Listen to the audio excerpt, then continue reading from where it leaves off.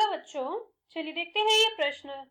सिद्ध कीजिए कि समुच्चय 1, 2, 3 में r बराबर 1, 2, 2, 1 द्वारा परिभाषित संबंध सममित है परंतु स्वतुल्य व संक्रामक नहीं है।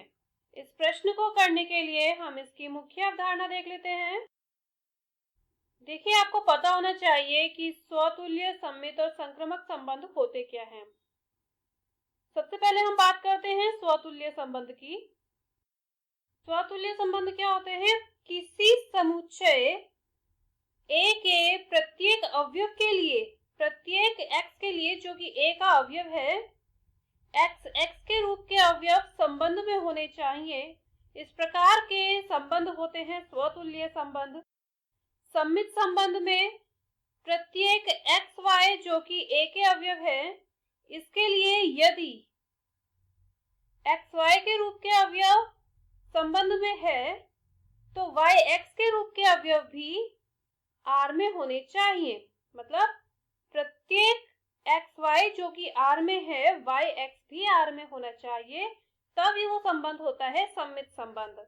और संक्रामक संबंध, प्रत्येक x y z जो कि समुच्चय A के अवयव है, उसके लिए यदि x y R में है और y z R में है, तब x z भी R में होना चाहिए।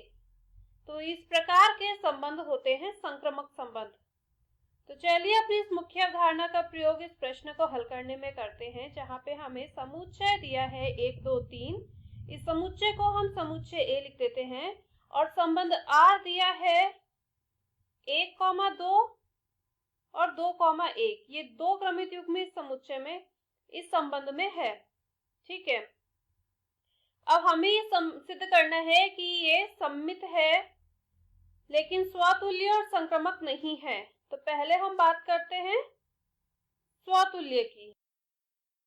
देखिए, स्वतुल्य में क्या बताया? प्रत्येक A के प्रत्येक अवयव के लिए इस प्रकार के क्रमित युग्म हमें चाहिए। तो यहाँ आप कहेंगे प्रत्येक x के लिए जो कि A के अवयव हैं, A के अवयव कौन कौन से हैं? 1, 2 और 3। तो यहाँ पे 1, 1 होना चाहिए, 2, 2 होना चाहिए और 3, 3 होना चाहिए। लेकिन ये सारे अवयव इस संबंध में नहीं है, है ना? तो इसका मतलब R स्वतुल्य नहीं है। अब हम बात करते हैं सममित संबंध की। सममित के अनुसार प्रत्येक x y जो कि R में है, आप कहेंगे 1, 2 R में है, तो यहां से 2, 1 भी R में होना चाहिए और 2, 1 भी R में है। अतः R कैसा है? सममित है। ठीक है, R में जो भी क्रमित युग्म है उसके लिए इस प्रकार का क्रमित युग्म हमें R में मिल गया है, इस वजह से ये सममित है। अब हम बात करते हैं संक्रामक की। देखिए, 1, 2 R में है, 2, 1 R में है, तो इसके हिसाब से, परिभाषा के हिसाब से आप क्या देखेंगे कि xy और yz के लिए xz R में होना चाहिए। इसका मतलब 1, 1 R में होना चाहिए, लेकिन 1, 1 R में नहीं है। अतः R संक्रामक नहीं है। और इस प्रश्न में हमें यही सिद्ध करना था कि R संक्रामक नहीं है, स्वतुल्य नहीं है, किंतु सममित है।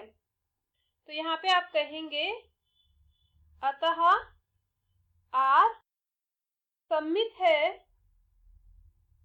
किंतु स्वतुल्य और संक्रामक नहीं है। ठीक है, मैं आशा करती हूँ मुख्य अवधारणा की मदद से आपको इस प्रश्न का हल समझ आया होगा। धन्यवाद।